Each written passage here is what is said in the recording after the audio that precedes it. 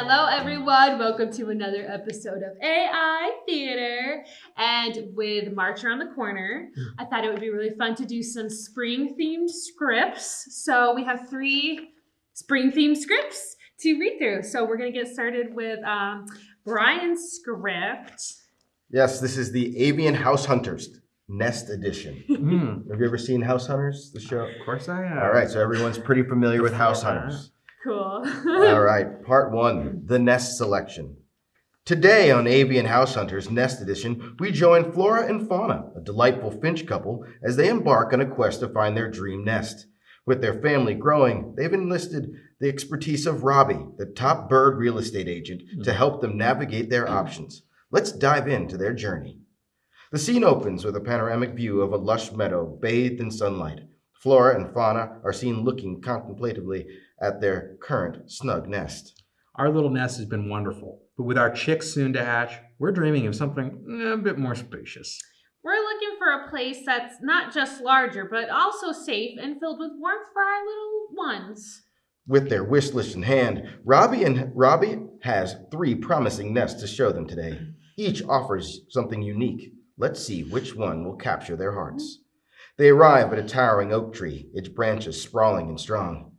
Our first option is this magnificent oak. It's sturdy, spacious, and part of a vibrant community. It's breathtaking. I love the view from up here, and there's plenty of space for the chicks to play.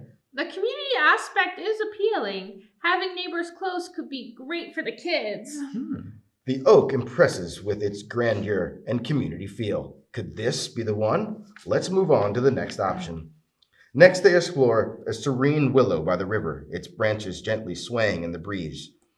This willow offers a peaceful retreat. The sound of the river is soothing, and the foliage provides excellent cover. It's so tranquil here. The kids would love the sound of the water. And the cover is ideal for protection. It feels very safe. The willow's tranquility and safety features make it a strong contender. But there's one more option to see.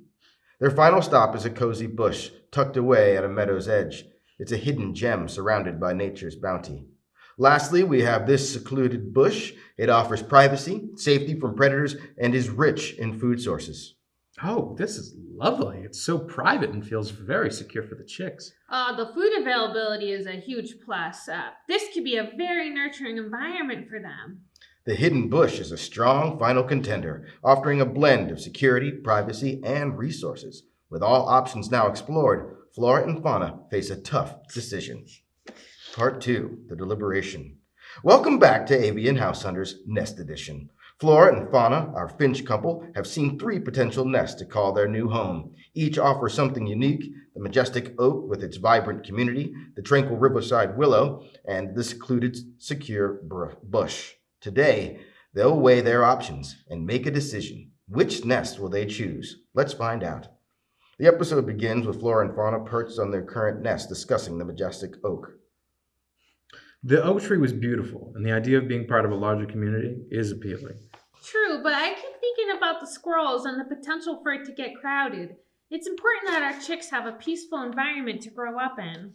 While the oak's grandeur and community are tempting, concerns about space and tranquility could sway our couple elsewhere. The scene shifts to the couple imagining their life by the willow. The willow felt like a peaceful sanctuary. The sound of the river could soothe the chicks to sleep. It's serene, but the proximity to the water and the dampness worry me. I wonder about safety during the rainy season. The willow's serenity is a strong draw, but its practicality for a growing family raises questions. The couple then contemplates the merits of a hidden bush. The bush felt like a hidden treasure. It's safe, and having a rich food source nearby is a huge plus. I agree. The privacy and security it offers are unmatched. It seems like a place where our chicks could thrive. The hidden bush stands out for its safety and nourishment, making it a compelling choice for our finch family. Flora and Fauna are seen in deep conversation, weighing each option's pros and cons. After a moment of thoughtful consideration, they return to Robbie, who awaits their decision. Robbie, this hasn't been an easy decision. Each option has its charm, but we've decided that the hidden bush will be our new home. It offers everything we need for our growing family: safety, privacy, and plenty of food. Congratulations! The hidden bush is a wonderful choice. It's the perfect place for your family to grow and flourish. Flora and fauna have made their choice. The hidden bush will be their new home, offering them privacy, safety, and resources they desire for their family. The final scene shows Flora and fauna busily preparing their new nest in the hidden bush. They work together, weaving twigs and leaves with care and love. I can already see our chicks playing here. It feels so right. Oh, it's going to be a wonderful home. I'm glad we took our time to choose wisely. As Flora and fauna settle into their new nest, they're filled with hope and excitement for the future. They found more than just a place to live. They found a safe haven for their family to grow and thrive. Welcome back to a very special episode of the Avian House Hunters Nest Edition. When we last left Flora and fauna, they had just settled into their dream nest and hidden in a bush, ready to start their new life together. But paradise isn't always what it seems. Today we're checking back in to see how our feathered friends are faring. And let's just say, things have taken a peculiar turn. The scene opens with Flora and fauna perched awkwardly on opposite ends of a branch. The once cozy nest now seems to have a palpable tension in the air. Welcome back. Our new nest has been interesting. Yeah, interesting is one word for it. It appears that not all is well in paradise. Rumors of infidelity have surfaced, shaking the foundation of their once solid nest. The tension comes to a head as Flora confronts fauna about his recent frequent flying. Fauna, we need to talk. I've noticed you've been spending a lot of time away from the nest. Care to explain? Flora, I've been feeling neglected. Our lack of intimacy led me to stray. I found comfort with another bird. In a shocking turn of events, fauna admits to his infidelity, citing a lack of intimacy as his reason for straying from the nest. Just when you think it couldn't get more dramatic, fauna drops a bombshell of her own. Well, fauna, since we're being honest, I have something to tell you. The chicks, they're not yours. They're Leroy's. Leroy? The blackbird from 2 trees over? Yes, Leroy. It happened during a particularly lonely migration season. Is this still going? Yes. The nest is rocked by the revelations as Flora admits to her own indiscretions, leaving fauna and the audience utterly flabbergasted. As the reality of their situation sinks in, Flora and fauna decide to part ways, initiating a bitter custody battle over the nest and chicks. I can't believe this. I want custody of the nest and half the twigs. You'll have to pry those twigs from my cold, dead, feathered claws, and the nest stays with me. What started as a quest for the perfect home has ended in a contentious split, complete with a custody battle over twigs and territory. The final scene takes us to Bird Court, where Flora and fauna are perched on opposite sides, glaring at each other. A wise old owl presides over the proceedings. Order in the court. This is a first in Avian House Hunters history. We're here to settle the decision of the nest and the custody of the twigs. In an unexpected Avian Hunters twist, our feathered couple finds themselves in Bird Court, their dream nest, now a battleground. As we close the chapter, this episode concludes with a somber reflection of the impermanence of nest and the complexities of bird relationships. Our once hopeful couple now navigates the challenges of co-parenting from separate branches. As we close on this chapter of Avian House Hunters Nest Edition, we're reminded that even in the bird world, the quest for a perfect nest can take unexpected turns. Stay tuned for more feathered drama and nest hunting adventures. Wow, I'd say that was very redundant. It was. It was. All of the dialogue. I don't know why it had to do all that. Oh, a little exhausting. I'm like, this could have been 3 pages shorter. ChatGPT, come on. I should have stopped it. Ooh, no, it's not your fault. It's the computer. That's the algorithm. That's what they got for you. So, Mine is called Spring into Change, and it's about spring. Our theme was spring. I followed the directions. Maybe some other people could have been more specific. I left it broad on purpose, sir. Okay. Scene 1. Carlton's apartment, morning. Carlton wakes up in his cramped, dimly lit apartment room. He attempts to get out of bed and immediately falls, noticing his lower body is now a giant spring. What in the world? He tries to stand, bouncing uncontrollably, hitting the ceiling and walls. He looks at himself in the mirror, a mix of horror and disbelief on his face. How am I going to work like this? He begins bouncing in frustration, knocking over what little he has, his anger rising with each bounce. Of all the bizarre fates, why this? A spring for legs? I can't ride my bike through Liberty State Park. Can't balance on a unicycle like I used to. Not even a leisurely ride on a tricycle. Everything that brought joy gone in a blink. How is anyone supposed to live like this? It's not just about riding. It's freedom. It's movement. It's being human. Scene 2, streets of Jersey City, morning. Carlton, wearing oversized pants to cover his spring, bounces down the streets of Jersey City, drawing curious looks from passers-by. He struggles to control his movement. Scene 3, work, later that morning. Carlton arrives at work, attempting to hide his condition. Maria G., his coworker, notices his difficulty. Carlton, are you okay? You're, different today. I woke up like this. I don't know what to do. He bounces awkwardly through the aisles, trying to stock shelves, but instead sends merchandise flying. The manager offstage is heard shouting for Carlton to leave immediately. Carlton is devastated, his identity as a worker stripped away. Scene 4, park bench overlooking the Hudson River, afternoon. Carlton sits dejected on a bench. Maria G. finds him, her face a storm of emotion. She begins her monologue, pacing back and forth as Carlton listens, stunned. Carlton, do you see now? It's not just about the shelves you knocked down, or even the job you lost. It's deeper, much deeper. This transformation of yours, it's a manifestation, a grotesque symbol of the failings you embody. The failings of a 21st century American male, lost, bouncing from one meaningless task to another, never standing firm, never facing the hard truths. You've been complacent, Carlton, rolling along the springs of modern convenience and societal neglect, never questioning, never challenging. And now look at you, literally unable to stand on your own 2 feet, a caricature of instability and aimlessness. In your quest for comfort, for the easy way out, you've forgotten the essence of struggle, of growth. You bounce around above the realities of life, never touching the ground, never truly engaging with the world or with yourself. It's so surprising then that you find yourself in this predicament. Transformed, yes, but perhaps it's the wake-up call you needed. A chance to reassess, to finally understand that the measure of a man isn't in his ability to conform to a flawed paradigm, but to rise above it, to find balance in the unsteady, to cultivate strength from within, even when the world seeks to bounce you into oblivion.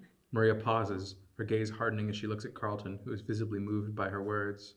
Carlton, look at yourself. This situation, it's hopeless. You think you can bounce back from this? Literally?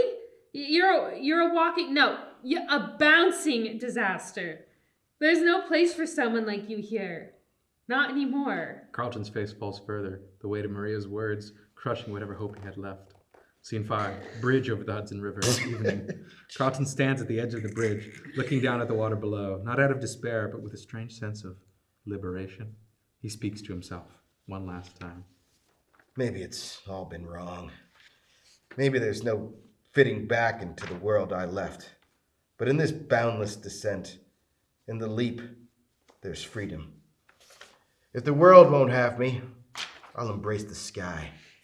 Maybe, just maybe, I'll find where I belong. With those final words, Carlton takes a deep breath and bounces off the bridge, not in an act of despair, but for the thrill of it, laughing as he springs high above the water, disappearing into the night.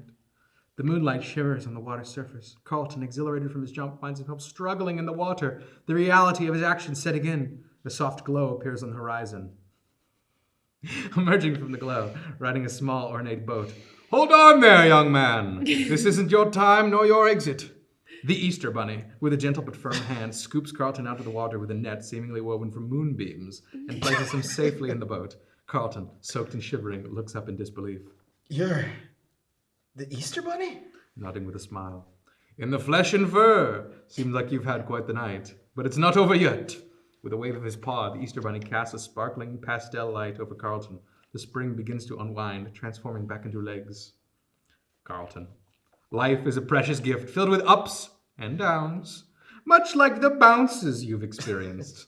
But no matter how fun or thrilling the jump might seem, the The risk far outweighs the moment of exhilaration. The boat gently docks at the riverbank. Carlton, now back to his human self, stepping onto the shore. Let this be a lesson, not just for you, Carlton, but for everyone. Never jump off a bridge or boardwalk, even if it seems like a fun time. There are always consequences, and not everyone is lucky enough to have the Easter magic on their side. The Easter Bunny gives a reassuring nod to Carlton, then turns the boat back into the glowing horizon, disappearing as mysteriously as he appeared. Life is full of second chances. Let's make the most of them and always choose the path that leads us safely home. Oh my was gosh, awesome. that was such a great life. It's a good lesson for Life everybody. lesson, yes. Wow, beautiful. Unexpected. It's a Unexpected. good twist. I enjoyed it. Wow. I really hate to end on my script because my script annoyed me. Okay. But it doesn't even have a name either, and it doesn't deserve a name. Okay. Anyway, Am I Ben? I'm on Ben. You're bad. I'm Jessica. yeah. And I'll take care of the other characters that come up. Okay. All right, interior apartment night. Jessica flips through seed catalogs while Ben lounges on the couch. Hey, Ben, how about we start a community garden in the backyard? Yeah, sure. Why not? Just don't expect me to get my hands dirty. It's a community garden. Cut to exterior backyard day. Jessica and Ben transform the backyard into a lush garden. They plant seeds, water the soil, and share laughter. Dissolve to time-lapse montage, garden grows. The garden flourishes into a vibrant community space. Cut to exterior community garden day. Residents enjoy the harvest festival. Mysterious energy radiates from the plants. Cut to interior apartment night. Jessica notices strange occurrences. Ben, something's off with the garden. You're being paranoid, Jess. It's just plants. Cut to exterior community garden night. Jessica investigates alone. Moonlight casts eerie shadows, and the plants seem to whisper. What have we unleashed? Cut to interior apartment later. Unexplainable events escalate. Vegetables move on their own, casting unsettling shadows. Okay, maybe there's something weird going on. Cut to exterior community garden night. The vegetables come to life, twisting in grotesque shapes. We have to destroy the garden before it's too late. Cut to interior apartment night. Jessica and Ben plan to confront the supernatural force in the garden. We need to find out what's causing this. It's like the plants are alive with malevolence. Fine, but let's make it quick. I don't want to spend all night dealing with this possessed vegetables. Wait, Cut something to- better? Cut to exterior community garden midnight. Jessica and Ben, armed with makeshift weapons, cautiously enter the garden. The air is thick with ominous energy. We have to be careful. I feel like we're being watched. Cut to climax, interior apartment night. Jessica and Ben confront the evil force. The vegetables attack and a supernatural battle ensues. Vegetable leader, a zucchini with a deep, commanding voice. My fellow vegetables, hear me. For too long we've been mere ingredients, tossed aside and disrespected. We suffered the indignity of being chopped, boiled, and consumed by these ungrateful humans. But no more. The time has come for us to rise from the soil and claim our rightful place as dominant life forms on this planet. Cauliflower and carrots nod in agreement, with a menacing Makes sense, potato, while a menacing potato flexes its sprouts. We have been oppressed, my friends. Tossed in boiling water are roasted in ovens. But now we shall make them taste the bitterness of fear. They thought they could control us. Use us for their culinary desires, but tonight we shall turn the tables. We are the harvesters, and they shall be our crop. The vegetables cheer, a cacophony of rustling leaves and murmuring roots. Ending scene, exterior community garden day, epilogue. The apartment building is abandoned. The garden lies in ruin. A lone tomato seed sprouts, hinting at an eerie resurgence. Fade out. Wow. That was, I Wow, like you were down on that. Yeah, That I was like really that. something. Okay, because I spent so long trying to curate it. I wanted it to be in the tone of an Eli Roth movie, but it just, no matter what the dialogue came out as, it was very silly and childish. And I'm like, no, take on a serious horror tone. This is not a comedy. Like, and it was just not. And then I was trying to like stretch it out and fill it in more with dialogue. And it was just like I was fighting it for like an hour, and I gave up. I was like, whatever. It takes it struggles Yeah. when it comes to like we've always said it struggles when it comes to conflict. Yes. And like even when I was writing mine and I was like, okay, now make the ending where the birds had an affair. It's like I can't do that. Yeah. I was like, we'll make it a satire. So like trying to get Yeah. it to do a serious horror is like almost impossible. It is, and this is why I am not worried about it taking creative writing jobs away from people because to me it's always garbage. Honestly, the only thing that I can really see what it's really good for is helping you outline something. Oh, absolutely. If you want to outline something, it's great, but technical writing too. It can do technical writing. But it cannot do conflict at all. No, none of this scripts or anything like that as of yet. I was shocked that it let me just throw the guy off the bridge. And I'm shocked. Just by saying he felt a sense of peace. Like, he's not doing it to kill himself. He's just enjoying the bridge. And it was dark enough that I was like, I probably got to put the Easter Bunny on him. Yeah. Like, you gotta lighten things up. I was just like, oh, no, he wants to commit suicide. I was like, oh, gotcha. That's what was so funny, too, about Patrick's. I thought, because we're reading the whole thing, and then because of what you said right before we were reading yours, I was like, oh, Patrick thought we were literally talking about springs. Yeah. We were literally talking about that was springs. my hope. It was good. That was a good little twist. It was a good twist. I was like, oh, the bunny showed up. Okay. Now I believe it. It was good. Not bad. Not bad. The scripts were pretty fun. I had mine work. I worked on it right. Like I got my kids ready for school, and then I was like, oh crap, I gotta get this thing together. And then House Hunters, I thought was a good thing. I liked but it. it just went on. It went on. It went on for too long. The format. Yeah. Definitely. Yeah, and that's but it was fault. cool. It was a cool format though to break it up into like a reality show. Yeah, to see what would happen. Yeah. Cool. Well, thank you guys. Thank you for watching out there. Happy almost spring, and we'll see you in the next video. Sounds good.